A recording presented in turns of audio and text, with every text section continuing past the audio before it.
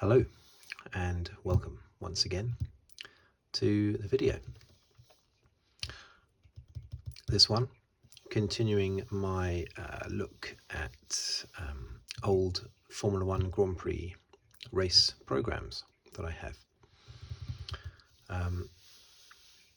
Not so much a collection, but just a case of not having thrown them away, basically. I do have a number, not from, I think maybe, I was going to say not from every one I've been to, but I think I probably do have them from every race I've been to. However, this one, the 1990 Australian Grand Prix, is one that I did not go to. I got this the previous year, the following year, in 1991. I must have known someone who knew someone who knew someone who knew someone who had been. Maybe that's in focus. And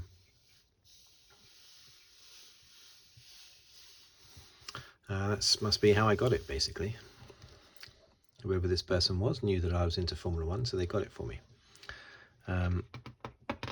But yeah, I didn't actually go there in person. I do remember the race well, and I actually covered it in a previous video, which is in my F1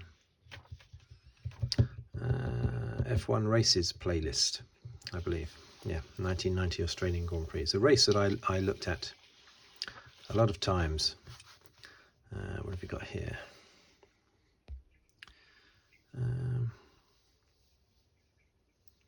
Fangio, F1's finest. Oh, 500 times and 5 in Adelaide. Yeah, because I remember the last race. Was it the last race in 1989 was the 500th Grand Prix? Or was it the 1990? Was it this one? The last race in 1990 that was the 500th Grand Prix? I suppose it was. But yeah, I remember hitting 500 Grand Prix around about that time. Yeah, there's lots of stories in here.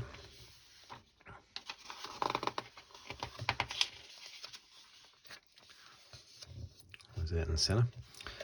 Jean-Marie Balestre. Yeah, he was the somewhat controversial boss of the FIA at the time, being a bit preemptive there. He's celebrating in advance, celebrating 50 years of the Formula One World Championship in 2000, even though this is actually 1990.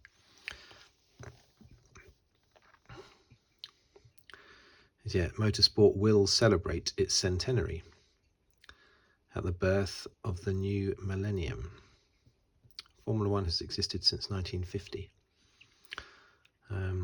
So yeah, a bit preemptive there, putting a bit confusing as well, putting 2000 on there, 1950 to 2000.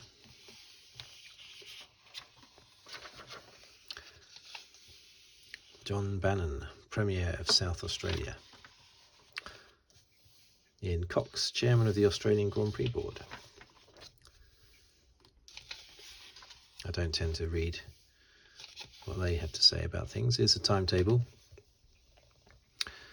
Highlighted, see, they got Formula One pre-qualifying. Yeah, we had pre-qualifying back then. I remember in 1989 there was lots of cars. There were 39 cars trying to compete for the 26 places on the grid. So you'd have Formula One pre-qualifying, and Martin Brundle often refers to pre-qualifying because he was often involved in that. It wasn't all the teams, it wasn't all 39 cars competing. It was, I don't know, about 15 or 20 of the cars, I think, competing. You know, the main ones the main teams didn't have to compete in pre-qualifying, as far as I can remember. But it wasn't around for very long, pre-qualifying. 89 is the year that I specifically remember it, but clearly it was here in 1990 as well. First qualifying practice. So you got free practice 1, first qualifying practice. So not qualifying then, just qualifying practice. Now I'm sure that must be qualifying. And in here you've got, on the Saturday, you've got Formula One second free practice. They used to call it untimed practice. Back in the 80s, they would call it untimed practice sessions. But they stopped that after a while because they realised that they were actually timed, of course. So why call them untimed? What they meant was sort of unofficial, not having anything to do with qualifying or the race. That's why they called it untimed. Formula One second qualifying practice. Yes, they're calling qualifying practice there because back then, of course, you had 2 qualifying sessions, one on the Friday, one on the Saturday. And the best time, not accumulative, the best time from either one of those sessions would be your grid place for the race. But it often meant they scrapped that eventually because it, if you had one of them as a wet session, it was totally pointless because the other session was always going to be the one that all the times were going to get taken from. So it was a bit silly. So they dropped that. Formula One warm-up, that got dropped as well in the 90s. Half-hour warm-up in the morning. I remember I used to watch that on Eurosport. I was very excited when I first got access to Eurosport and I was able to watch the half-hour Formula One warm-up and the qualifying the previous day for the first time, because you didn't get that on BBC. But yeah, they scrapped that eventually because they realised that's pretty pointless as well. And that's when the Formula One starts, with the race actually starting at, here you go, 2 o'clock, 82 laps around the Adelaide circuit.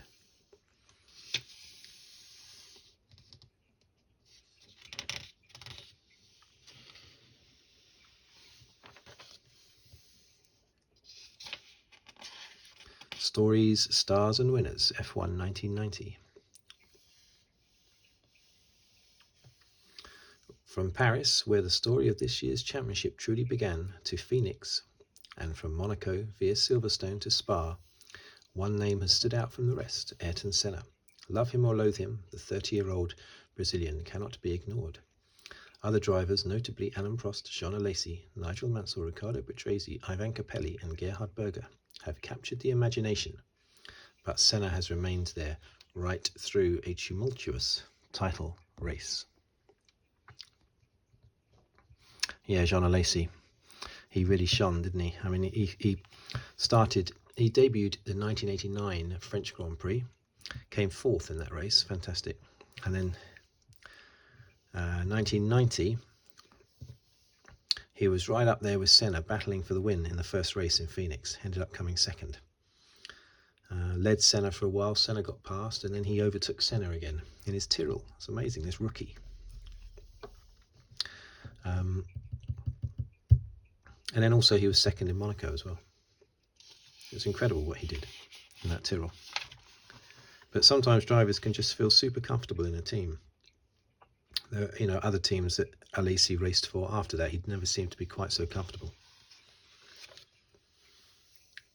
San Marino, the real start to the season, simply because it kicks off the European season after the opener in Brazil, and often there was a big gap of about 4 or 5 or sometimes 6 weeks between the first race in Brazil, Rio, and the second race in San Marino. And it was the first of those that was shown live on TV, because it was only the European races that were shown live on TV back then on BBC.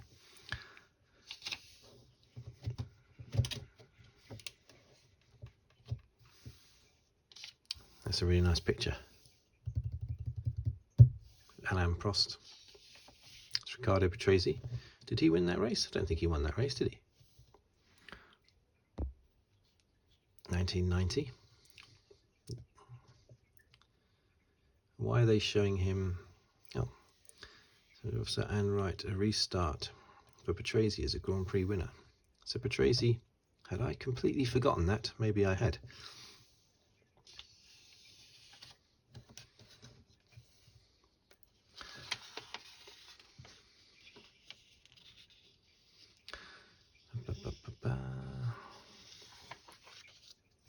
It's talking about the whole season, basically.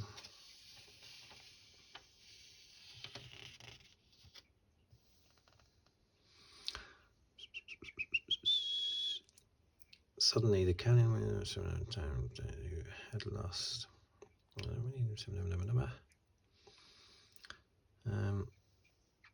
and pulled away in tears for his first win since 1980. So he did. His first win since 1983. Patrese won the 1990 San Marino Grand Prix. I'd completely forgotten that. I'll have to try and rewatch this, the championship somewhere. On YouTube maybe. The beautiful Ferrari 641. I was really excited that year because I thought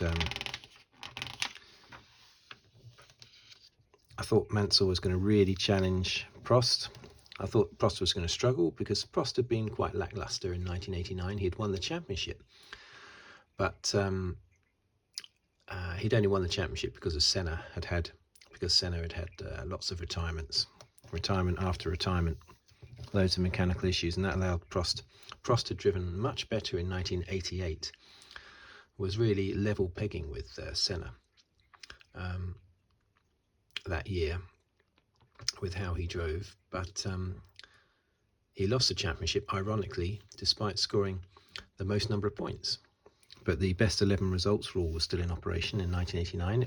It was stopped after 1989, but the best 11 results rule gave Senna the championship in 1988, even though Prost had scored more points. But in 89, Prost seemed a lot weaker. I think he'd sort of fallen out with McLaren by then, and he was very lackluster. But when he came to Ferrari, wow, he was right back on form again, and he drove very, very well and outdrove Mansell over the whole season.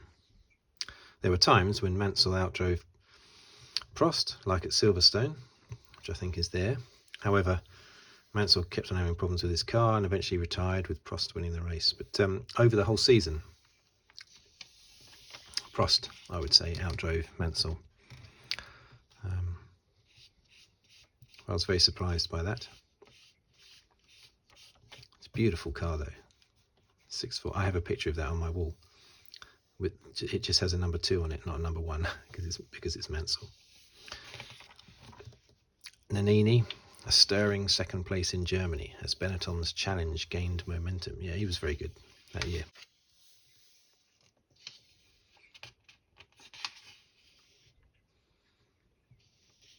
Jack Brabham, 3-time world champion. His son David Brabham, he's got quite a few sons in motor racing, but I think that's David Brabham.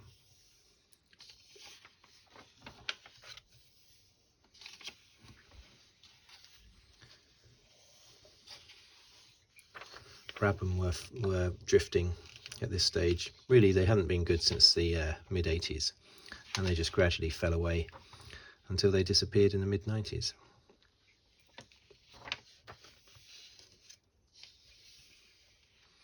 So here are the entries. You've got Derek Warwick in there, Alboreto. But I was super excited about Prost and Mansell at Ferrari. But it went the way that I didn't want it to go, with Prost dominating, really.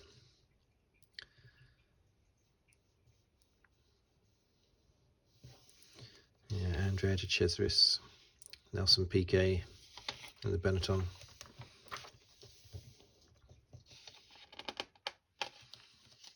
Nigel Mansell in his famous cloth cap.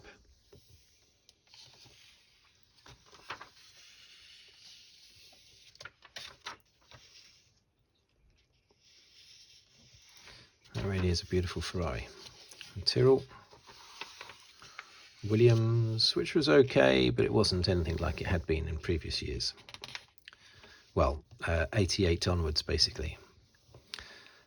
It didn't come good again until, well, 91, wasn't it? 88, 89 and 90. The Williams was weak, and then it came back with a bang with the Renault engine, replacing the Judd engine, was it? Yeah, 1991. Suddenly came back with a bang with Mansell and Patrese. Alboreto off the boil by then. Martin Donnelly had a massive accident at the end of the season. What race was that? The Italian Grand Prix, was it? Or the Portuguese Grand Prix? I'm sure it was that year Martin Donnelly had his big accident.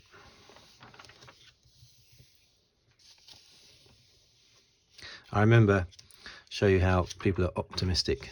At the start of the season, Derek Warwick had said, "We're not expecting great things from the Lotus this year. Maybe we'll settle for 1 win and 40 points." I remember him specifically saying that. 1 win and 40 points was the reasonable, low target they were setting themselves. In the end, I think they scored about 3 points all season. Didn't quite go according to plan. What engine did that Lotus have? Does it say what engine the Lotus had then? Because the previous year it had a turbo Honda. Engine Lamborghini V12.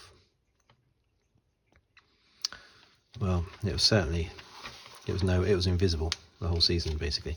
Leighton House, they were very good.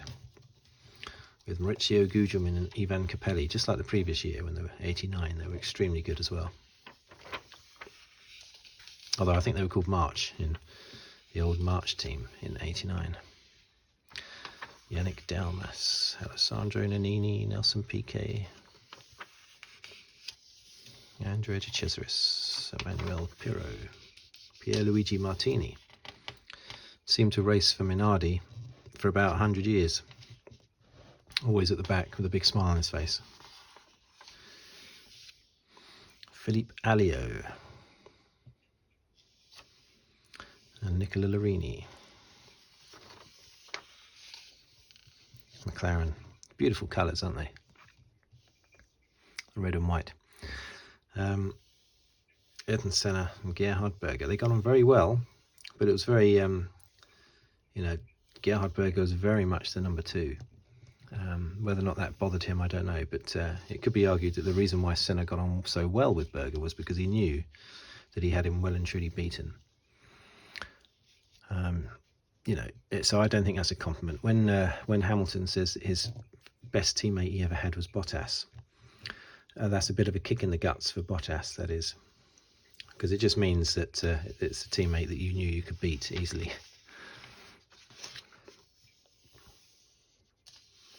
Eric Bernard, Aguri Suzuki.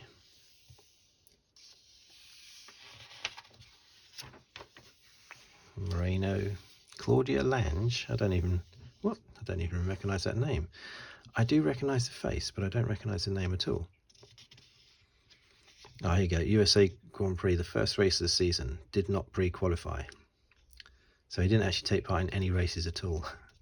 That's why I don't recognise him. But I do remember the Eurobrunn. I think that was the only year it raced. Didn't score any points. Oh, hang on. That wasn't the only year. Look. Oh no, sorry. That's Moreno's best position. 6th in Australia, 1987. Grand Prix debut, 1988 for the team. So the team did race the previous year. Roberto Moreno is most famous for being replaced by the new up-and-coming driver Michael Schumacher the following year. And in the later part of the year, September time, 1991, he was racing for Benetton then, Moreno, in 1991. And yeah, he was replaced by Michael Schumacher. Roberto Moreno.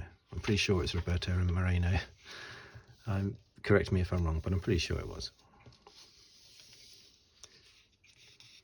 JJ Leto, Gregor Wojtek,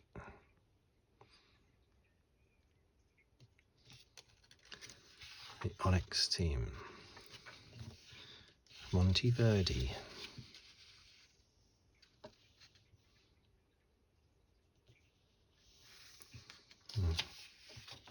JJ Leto had a big accident in 1994, the same race where Senna was killed. JJ Leto had a career-ending accident at the start of that race and was replaced by Jos Verstappen, Max Verstappen's dad.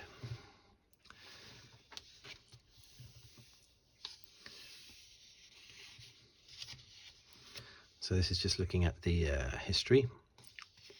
You see some of the faces there. You've got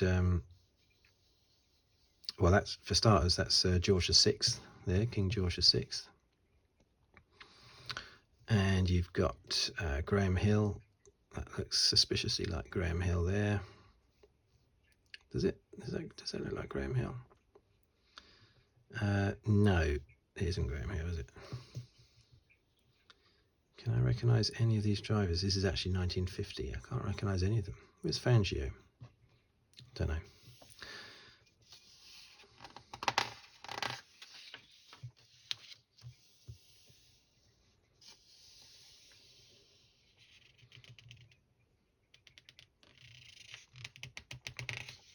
BRM car, which was the first sort of prominent British car, I think, but it wasn't the first one to do all the winning. That was Van Wall. That was the first British championship winning car. Won the very first Constructors' Championship in 1958, Van Wall, with Stirling Moss as one of its drivers.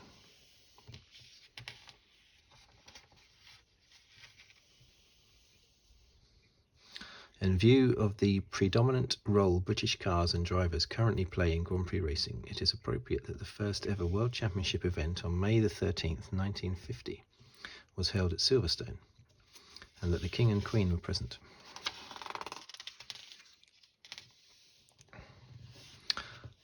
Jack Brabham.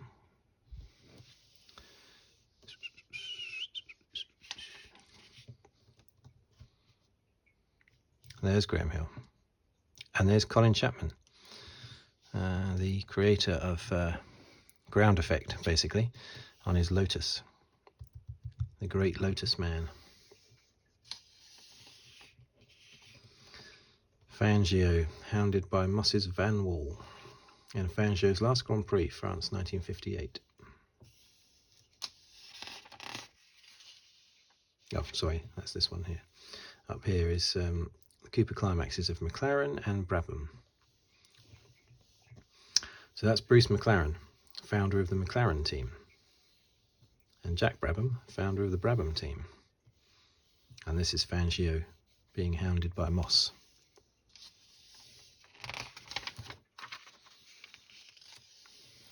Big giant airboxes of the 70s.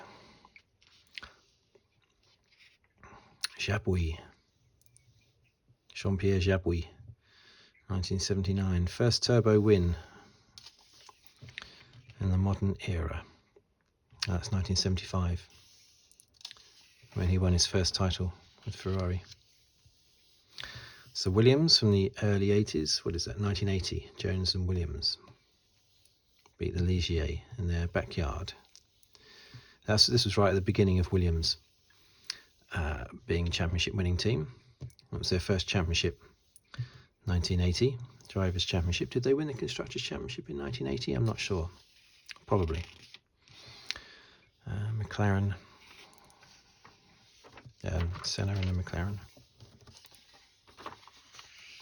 John Barnard. He designed the Ferrari 640, maybe the 641 as well.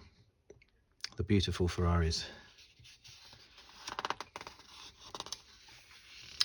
Look at that. That's nice. Oh, that is beautiful McLaren's lit. That's 1985, because that's Niki Lauda, and he's wearing the number 1, which means he's the defending champion. And I recognise the cars as being 85 anyway, because the 84 cars had much bigger rear wings, very ugly. The 85 McLarens were gorgeous cars, really nice. In fact, I might just pause there, because I might make that my thumbnail, possibly, for the video.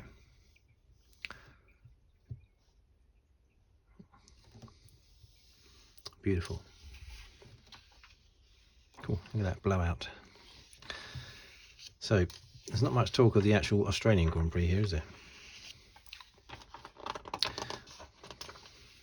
The Australian Grand Prix itself, obviously they're not going to talk about what happened in the Australian Grand Prix in this programme, but that's another fantastic shot, another beautiful photo. Last lap, Nigel Mansell's F1 farewell. This is because he had announced his retirement after the British Grand Prix. I was there in 1990 when Mansell threw his helmet and gloves into the crowd. I wasn't where he threw them into the crowd. I was at Stowe Corner, but Yeah, I remember that day. Oh, it's devastating, that was. Devastating. And then at the end of the day, you can't just turn the TV off because you're there. You've then got to trudge halfway around the track back to the car and travel all the way home. God dear. With, depressed, basically. But yeah, he announced his retirement, but of course he then unretired when Williams offered him the role in 1991. It's lucky they did, because he won the championship in 92, of course. And this, because they think at this stage Mansell's going to retire, they've covered his thingy,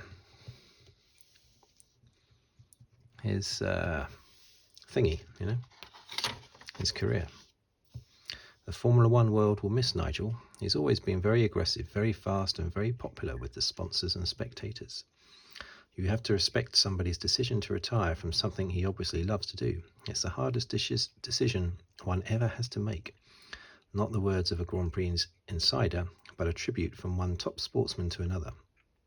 Greg Norman knew what a blow Nigel Mansell had delivered to F1 fans everywhere, but in Britain especially, when he announced his plan to make Adelaide 1990 the 149th and last Grand Prix of his career.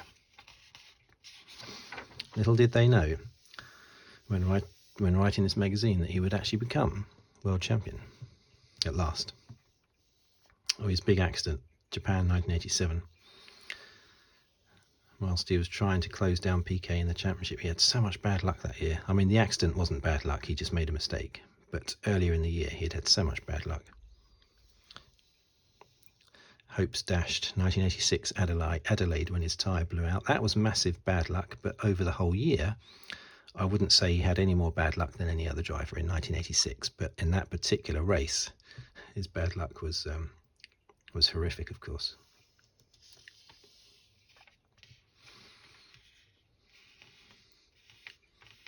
Victory number 1, Brands Hatch 1985 in a Williams. And then he won his very next race, South Africa 1985 was victory number 2, and it was the very next race. Just like Hamilton did. Hamilton won his first 2 races back to back. Canada and USA 2007.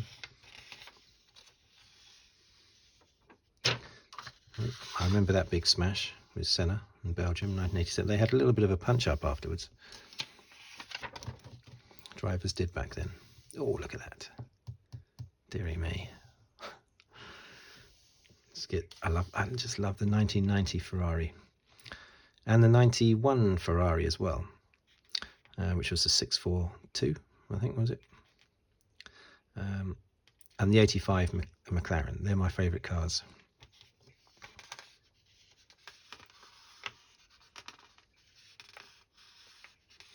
Alain Prost will go into his 12th season as a Formula One driver in 1991.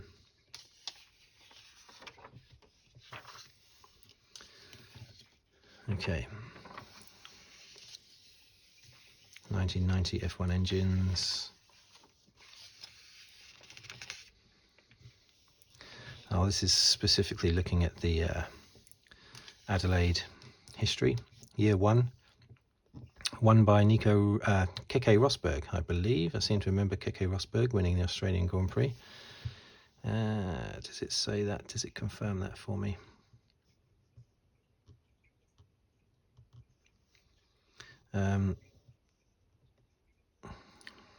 Well, he did. I can't specifically see where it said that he won it here, but Rosberg did win it. Pretty certain that he won it. Oh yeah, Keke Rosberg, the former world champion, was about to stamp his authority on the event itself. 1986. Oh dear, that's a terrible tyre blowout for Nigel Mansell. 16 laps from the end of winning the world championship. And then Piquet would have won the championship, but Williams' team brought him in for safety to change his tyres, allowing Prost to come through and win the race. I think if I was Piquet, I would have said, no, I'm not coming in. I've only got 16 laps to go. I'm going to risk it. 1987, Berger won the last 2 races of 87 after the championship had already been decided. 88, Prost, well, again, the championship had been decided, I think, in the previous round in Japan. 1989, was that Boutsen that won in the rain in 1989? Boutsen was brilliant, but the rain and everybody... Boutsen was brilliant. Beat the rain and everybody else. Yeah, Boutsen won the race. Often, though, the Australian Grand Prix doesn't really have a lot hanging on it because it's not normally a championship decider.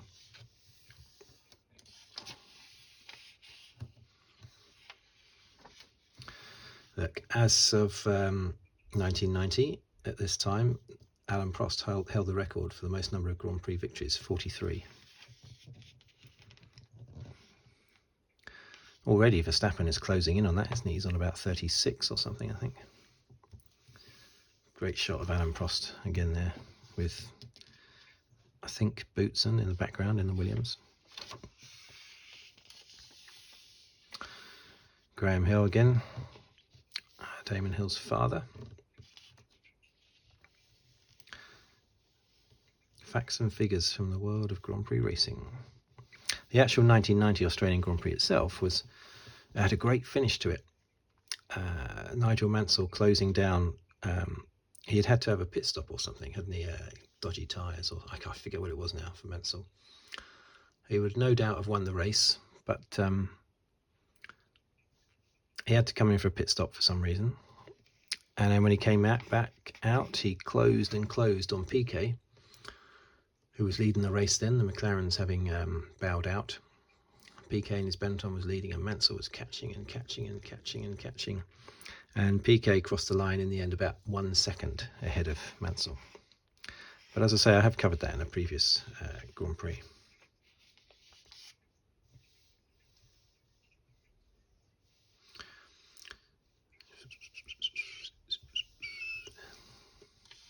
Yeah, all of these records on here, of course, don't exist anymore, pretty much.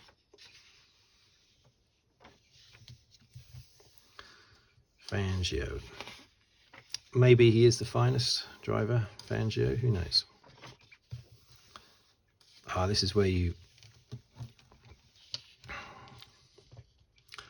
write down starting grid and finishing positions. Sometimes you get a little guide inside where you can write down all the positions each lap. But I mean, that would drive you mad, wouldn't it? I mean, you can't sit and just watch the race because you're there feverishly writing down where everybody is on every single map, all 26 cars. How do you actually enjoy the race? On this one, it looks like you're just putting down the top 10 at certain stages.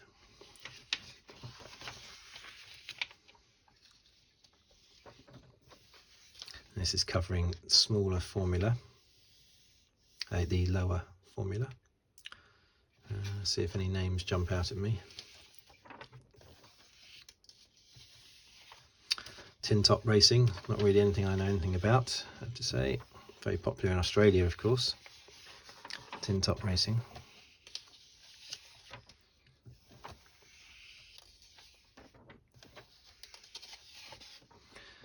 So,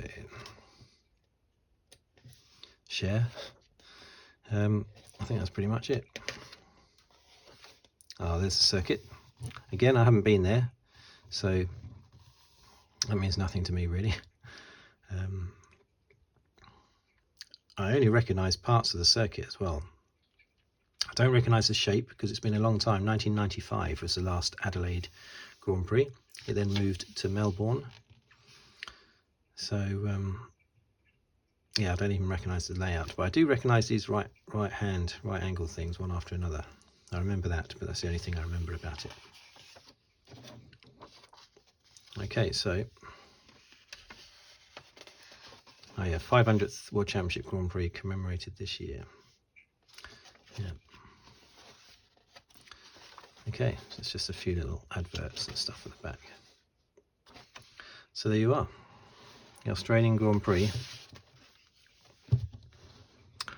program. The next one I do in this series will probably be the 80. I've already done the 87 British Grand Prix. In 88, so it'll be 89 next, basically, because I went to that one. And then 1990, 1991, 1992, and then I think it jumps to 95, 96, 97, 98, 99, 2000, and then I think it's 2004, 5, 6, 7, 8. 2008 was the last British Grand Prix I've been to, actually. I went, but also I'll have programs for the US Grand Prix in 2006 and the European Grand Prix in Valencia in 2009, which was the last Grand Prix I went to, 2009, European Grand Prix. Won by Mark Webber, I seem to remember. Or was it Barrichello? Might have been Barrichello. In the Brawn. One of his 2 wins that year. Anyway, thank you for watching. Thank you for listening. If you'd like to subscribe, please do so. I have lots of videos on my channel, not just Formula 1, mostly Formula 1, but not just Formula 1. Yeah, so thanks for watching and listening, and yeah, please subscribe if you wish to, or like the video or comment, and I will see you on the next video, whatever it may be about. Thank you very much, and goodbye for now.